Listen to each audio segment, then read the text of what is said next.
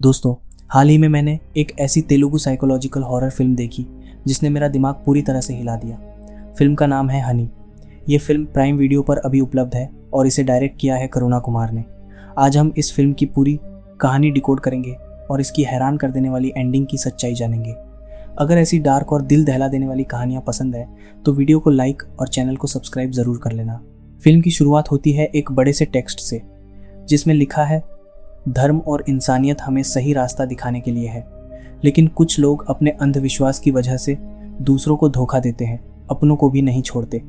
ये कहानी ऐसे ही एक इंसान की है। इसके बाद कुछ अखबार की कटिंग्स दिखती हैं जिनमें अंधविश्वास की वजह से परिवार बर्बाद होने की खबरें हैं। फिर सीन शिफ्ट होता है। कुछ लोग पहाड़ियों और जंगल के बीच एक खुफिया गुफा में जाते हैं। अंदर एक अजीब देवी की मूर्ति है। इर्द गिर्द कई लोग इकट्ठा हैं और हर किसी के सीने पर एक खास टैटू। ये लोग एक बंदे के सिर पर प्रहार करके उसका खून उस मूर्ति पर चढ़ाते हैं। बार बार रिचुअल्स और प्रार्थनाएं होती हैं। ये कोई पूजा नहीं थी, ये एक कल्ट था। सीन कट होता है। अगले सीन में एक औरत और एक बच्ची, दोनों खून से लथपथ। बच्ची कह रही है उसे हनी कहीं नहीं दिख रही। सीन फिर कट। अब तक सिर्फ झलकियां थीं। असली कहानी अब शुरू होती है। साल है 2013। एक ऑफिस में सभी कर्मचारी मिलकर एक आदमी को पीट रहे हैं। नाम है आनंद। उसे जॉब से निकालने और पुलिस बुलाने की बात हो रही है। आनंद ने ऐसा क्या किया ये साफ नहीं बताया जाता। शायद पैसे चुराए हों, पर ज़्यादा मुमकिन है तंत्र मंत्र। उसकी डेस्क में नींबू, फूल, मिर्च सब मिला। जो भी हो, आनंद को नौकरी से ना निकाल दिया जाता है। वो सीधा घर आता है। बीवी ललिता उसे चोटिल देख चिंतित होती है, पर आनंद उल्टे ललिता को ही दोष देता है। कहता है जब से बेटी मीरा पैदा हुई है तब से सब कुछ बर्बाद हो रहा है। और फिर एक देवी की फोटो निकालकर अजीब तरह से जीभ निकालकर पूजा करने लगता है। कहानी 6 साल आगे जाती है। साल 2019। आनंद और ललिता अब दूसरी जगह रह रहे हैं। बेटी मीरा थोड़ी बड़ी हो गई है। आनंद अब भी कोई काम नहीं करता। घर ललिता की नौकरी से चलता है और आनंद दिन भर अजीब रिचुअल्स में डूबा रहता है, जैसे जीभ निकालकर पूजा करना। पड़ोसी परेशान हो गए हैं। आनंद का कहना है जल्दी करोड़ों कमाएंगे, पर ललिता को इन बातों पर जरा भी यकीन नहीं। आनंद ललिता पर हाथ भी उठाने लगा है। पड़ोसियों के दबाव में मकान मालिक आनंद को घर खाली करने को कहता है और आनंद को ऐसा करना ही पड़ता है। अब साल है 2022। परिवार एक नई जगह रह रहा है। ललिता टीचर है। ऊपर वाले फ्लोर पर एक बुड्ढा और उसकी बेटी रहते हैं। बेटी अच्छा गाना गाती है। मीरा के स्कूल में म्यूजिक टीचर बनने वाली है। ललिता और मीरा उनसे मिलने जाती है। यहाँ दर्शक नोटिस करते हैं वो बुड्ढा मीरा को गलत तरीके से छू रहा था। हम ये भी जानते हैं कि ललिता को पहले खुद गाने का शौक था, पर जिम्मेदारियों की वजह से वो जारी नहीं रख पाई। उसी रात आनंद किसी सारंगपानी नाम के आदमी के साथ किसी खास रिचुअल की बात कर रहा था जिसके लिए ललिता को मनाना होगा। दोनों के सीने पर वही टैटू था जो उस गुफा वाले कल्ट के लोगों पर था। ललिता छुपकर सुन लेती है। सारंगपानी के जाने के बाद आनंद से भिड़ जाती है। कहती है काम ना करना ठीक है, पर इन अजीब लोगों से मिलना और ये रिचुअल्स बंद करो। आनंद भड़क जाता है, मारने पीटने लगता है। लड़ाई की आवाज़ सुनकर ऊपर से वो बुढ़ा और उसकी बेटी आते हैं। कहते हैं मीरा के सामने मत लड़ो, और मीरा को सुलाने अपने साथ ऊपर ले जाते हैं। अगले दिन मीरा स्कूल में माँ को बताती है रात में वो बुढ़ा उसे गलत तरीके से छू रहा था। मीरा डरकर सोफे पर सो गई थी। ललिता फैसला करती है अब से मीरा कभी उस घर नहीं जाएगी और आनंद से लड़ना भी बंद करेगी ताकि मीरा पर गलत असर ना पड़े। उस रात ललिता आनंद से बात करती है। आनंद खुश होकर कहता है काम लगभग हो गया, बस 10 दिन के लिए शहर से बाहर जाना है। तब तक ललिता और मीरा एक गुरुजी के आश्रम में रह सकती हैं। ललिता को पसंद नहीं, पर लड़ना नहीं था। मान जाती है। ललिता और मीरा श्री चक्र आश्रम पहुंचती हैं। एक कमरा मिलता है। दोनों माँ बेटी यहाँ बहुत अच्छा वक्त बिताती है। वहाँ आचार्य नाम का एक अच्छा इंसान है। मीरा को खिलौने बनाकर देता है। ललिता उसे अपना भाई मानने लगती है। अपनी पूरी जिंदगी की कहानी उससे शेयर करती है। गुरुजी कहते हैं मीरा की कुंडली में कुछ दोष हैं। आने वाला वक्त कठिन हो सकता है, पर भगवान को याद रखने से मुश्किलें दूर होंगी। 10 दिन बाद आनंद आश्रम आता है। कहता है बड़ा घर मिल गया है, जल्दी अमीर हो जाएंगे। मीरा और ललिता का जाने का मन नहीं था, पर जाना पड़ा। आनंद ने आचार्य से बदतमीजी की। मीरा के हाथ से आचार्य का दिया खिलौना छीनकर फेंक दिया। परिवार ऑटो में बैठकर शहर के बाहर एक बड़े पुराने घर में पहुंचता है।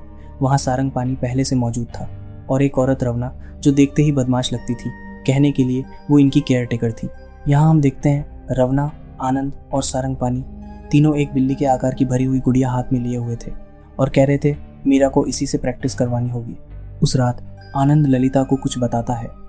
ललिता बहुत परेशान हो जाती है, कहती है मीरा के साथ ऐसा नहीं हो सकता, पर आनंद किसी तरह मना लेता है। हाथ में ढेर सारे पैसे पकड़ाता है, कहता है ये तो बस एडवांस है। अगली सुबह ललिता मीरा से कहती है आज पापा तुम्हें कहीं ले जाएंगे, जो कहें वो करना। मीरा हाँ कर देती है। आनंद और सारंगपानी मीरा को एक खंडर जैसी जगह ले जाते हैं। एक आदमी मीरा के हाथ में एक बोरा पकड़ाता है, अंदर कुछ हिल रहा था। मीरा डर जाती है। वो आदमी कहता है एक बार पकड़ लो तो सीधे घर पहुंचकर ही छोड़ सकती हो। और आनंद सारंगपानी से अलग से कहता है मीरा अब 11 साल की हो गई है, ध्यान रखना उसके पीरियड्स शुरू नहीं होने चाहिए, वरना पूरा रिचुअल फेल हो जाएगा। मीरा उस बोरे को पकड़े पूरी कार की यात्रा तय करती है। घर आकर उसे एक साउंड प्रूफ रूम में बंद किया जाता है। बोरे में से एक बिल्ली निकलती है। रवना उसे बांध देती है। मीरा और उस बिल्ली को इसी कमरे में रहना था। ये किस तरह का रिचुअल है अभी समझ नहीं आता। दिन बीतने लगे। आनंद के जोर देने पर ललिता ने अपनी नौकरी छोड़ दी। आनंद मीरा को उस बिल्ली की गुड़िया के गले में रस्सी का फंदा बांधने की प्रैक्टिस करवाने लगा। यानी वक्त आने पर मीरा को असली बिल्ली के गले में यही करना होगा। पूरे रिचुअल की रिहर्सल होती रही। रवना भी पूरी तरह शामिल थी।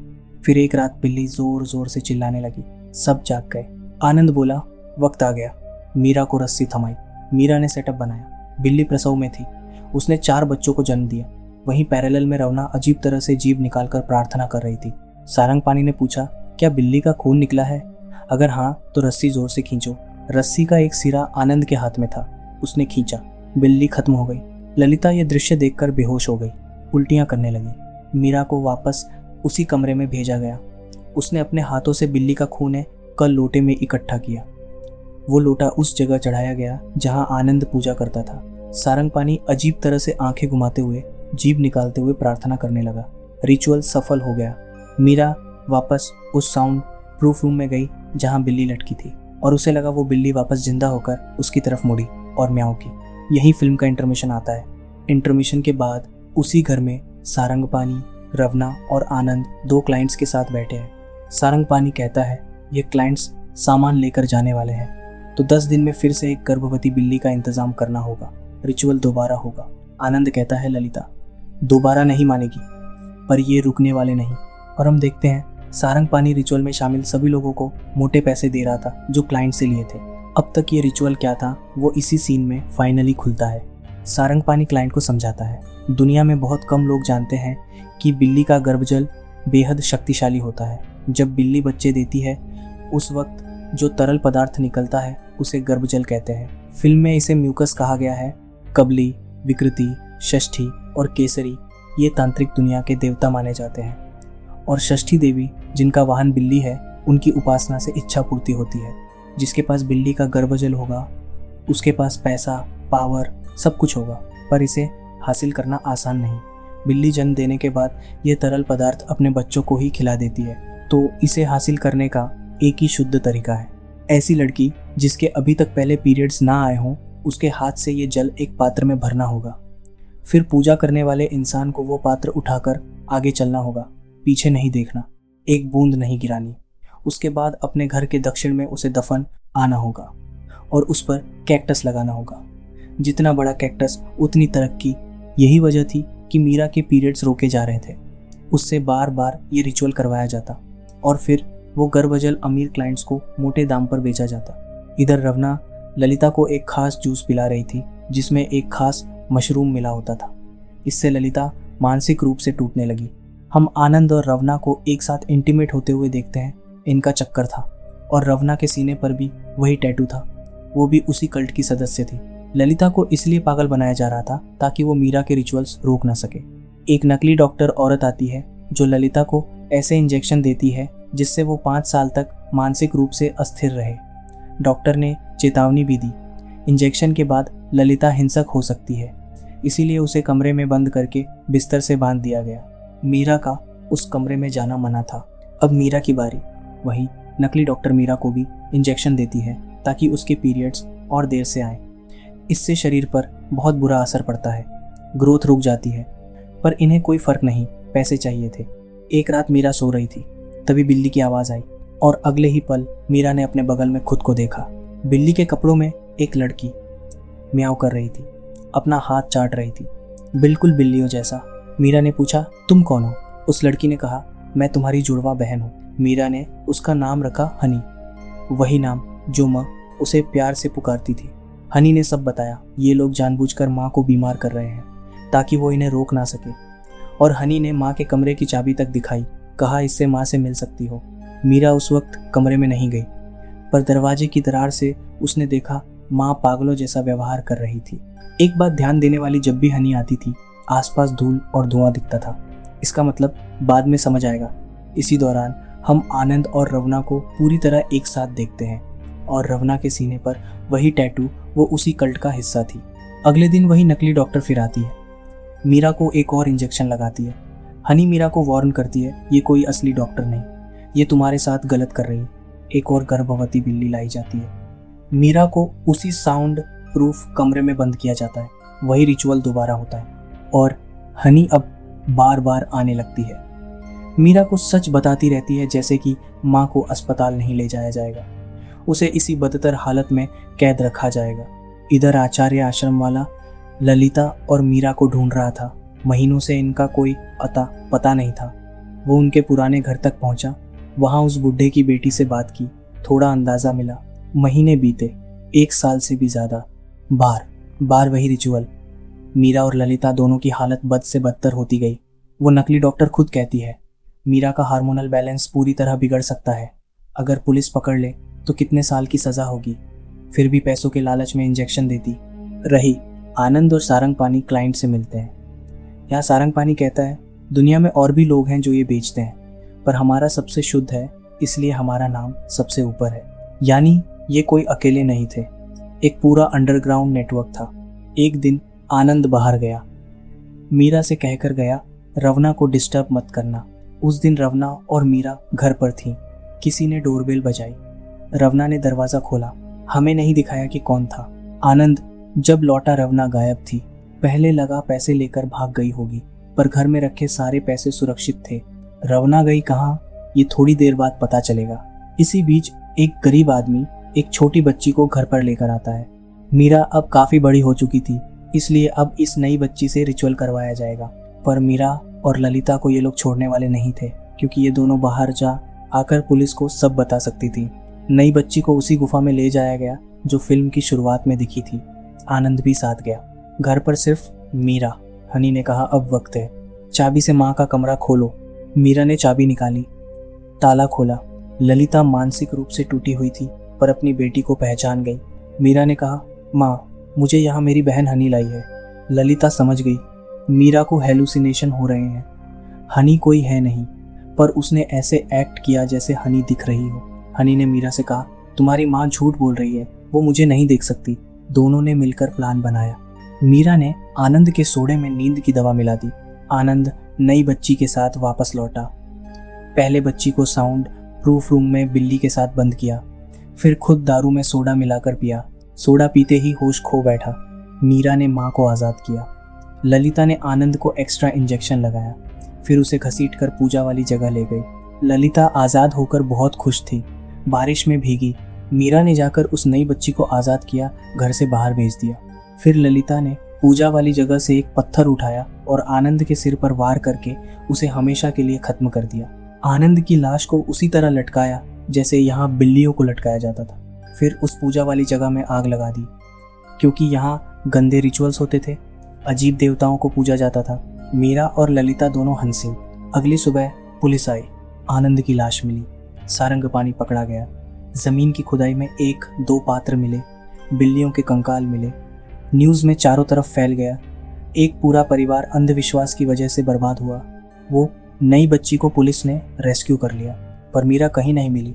पुलिस ने ललिता को गिरफ्तार किया। अस्पताल में भर्ती करके बयान लिए। ललिता ने सब बताया, लव मैरिज, आनंद का निकम्मापन, मारपीट, रिचुअल्स, बिल्ली का गर्भजन, सब कुछ। पर आनंद ललिता का पहला शिकार नहीं था। रुको, याद है रवना एकदम से गायब हो गई थी? उस दिन डोरबेल किसने बजाई थी? वो आचार्य था। 3 साल ढूंढते ढूंढते इस घर तक पहुंचा था। 3 साल। यानी ललिता और मीरा कम से कम 3 साल से यहाँ कैद थी। आचार्य ने मीरा को बुरी हालत में देखा। रवना ने कहा, दोनों बीमार हैं। आचार्य ने कहा, ललिता से मिले बिना नहीं जाऊंगा।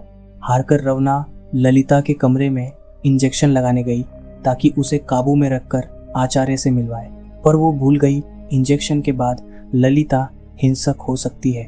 ललिता ने मौका पकड़ा, अपनी चेन से रवना का गला दबाकर उसे खत्म कर दिया।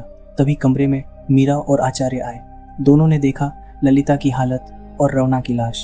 आचार्य को ललिता पर दया आई। उसने मदद की, रवना की लाश दफनाकर छुपा दी। इसीलिए जब आनंद वापस आया तो रवना गायब थी। और अब इस कहानी का सबसे बड़ा और सबसे दर्दनाक मोड़, पुलिस को खुदाई में मीरा की ड्रेस मिली।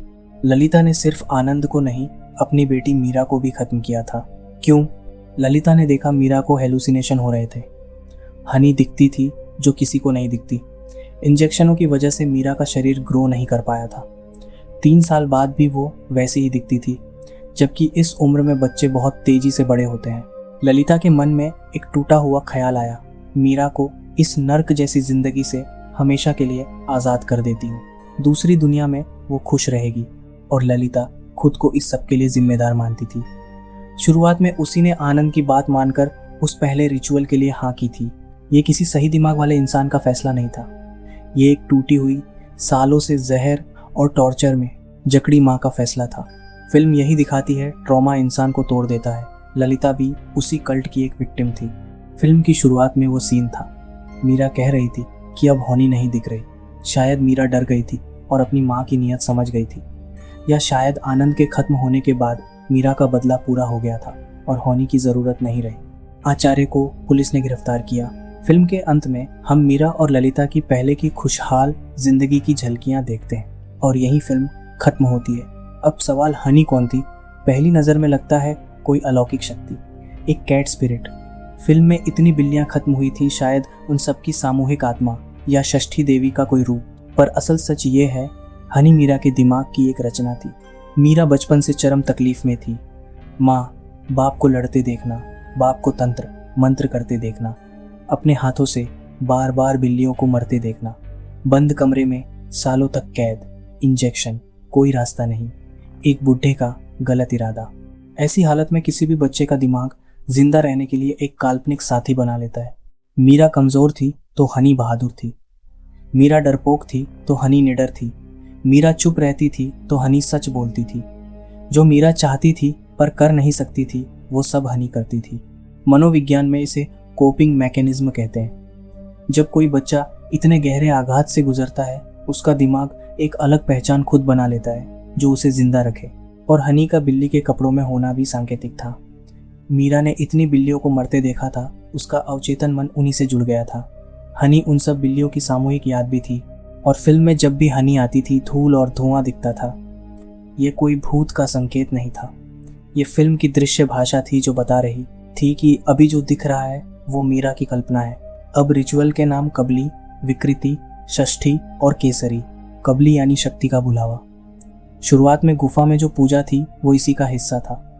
विकृति यानी प्रकृति के खिलाफ जाना, गर्भवती बिल्ली को मारना और उसका गर्भ जल लेना, यही विकृति है। षष्ठी देवी, जिनका वाहन बिल्ली है, इच्छा पूर्ति की देवी।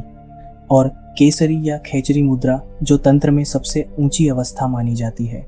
आनंद और सारंगपानी, इस रिचुअल से वो अल्टीमेट ताकत हासिल करना चाहते थे जिससे दुनिया पर राज कर सके।